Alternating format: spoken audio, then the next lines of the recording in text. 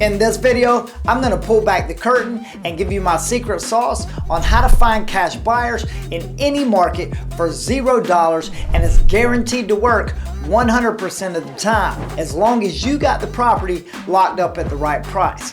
I've tried every technique you can think of, from pulling cash buyers lists, to paying for cash buyers lists, to agent outreach, to using all these expensive softwares that don't work.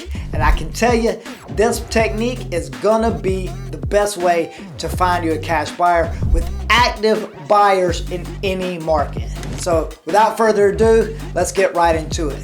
All right, guys, let's jump in my computer here, and we're gonna go over a property that we recently wholesaled and just show you how I found a cash buyer, the process I used to find a cash buyer, which is pretty simple. And look at this property we actually just wholesaled not long ago, and looks like our buyer has put it back on the market. They're basically wholesaling it. So they went in there and trashed it out. We had a bunch of junk in here, and so they've trashed it out. Looked like they cut the grass and all, and they put it right back on the market, trying to make them a quick buck. So we wholesaled this property for $70,000. And if we'll go down here and we'll look at the price history. So we sold it. It says $51,500 because on Zillow it's just going to show the actual sale price of the property, not your assignment fee. Our assignment fee was $18,500 on this particular property.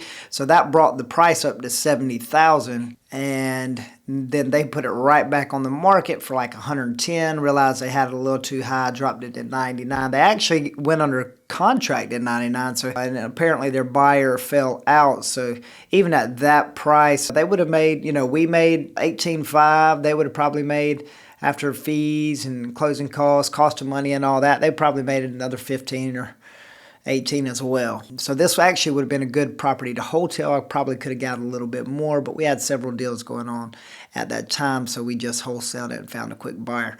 And this is the process on how we did do that. So we're going to go for sale because we're looking for active flippers here. So we're going to go to our filters here, and I always like to hit pending and under contract, because if you can find a buyer who actually has a deal under contract, a flipper who has a deal under contract, he's already looking for another property to flip. And even if he hasn't got it under contract, if he's already done with that flip, he's actively doing a lot of flips, he's most likely looking for another flip. Let's see here. So we'll apply that.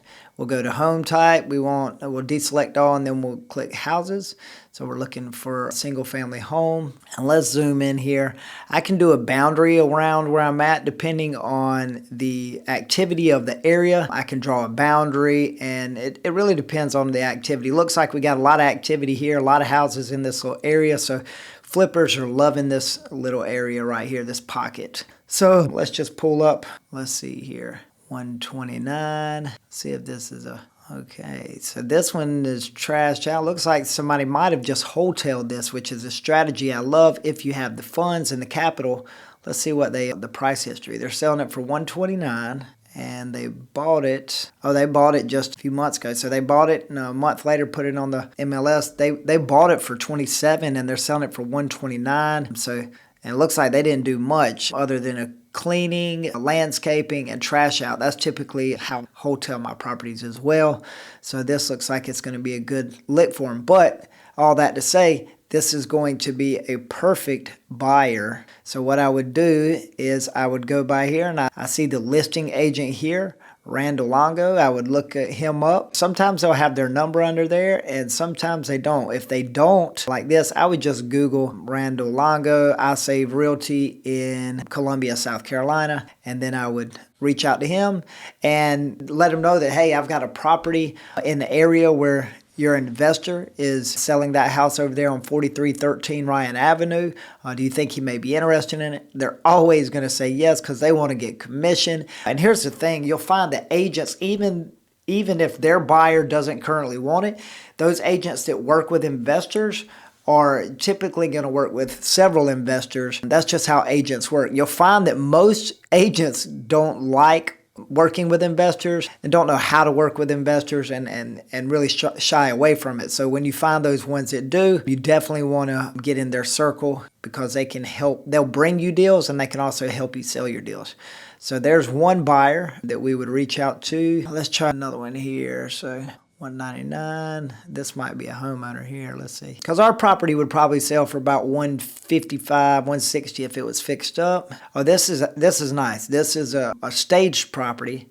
And the way you can tell it's staged versus home owned is really it'll kind of be vacant except for in the, they'll usually have like a bedroom done, and here they got the fireplace and the kitchen. They'll make those look nice, maybe a little dining area, but you won't see anything in any closets, any pictures, any of that sort of stuff. So this one, let's look and see what they've got it. They got it at $199. Let's see what they bought it for. They bought it at $92, and they tried to come out, looks like a little too high at $220. It's a slow time of the year. It's right here around, we're getting in the holiday season, so it's not the best time to sell, but looks like they still, depending on the amount of work they had to do, could be a good lick on them. So again, I would go to the listed by, and I would call that agent. I'd Google him and give him a call. Now, let's see here. Let's go 155. Let's try this one here.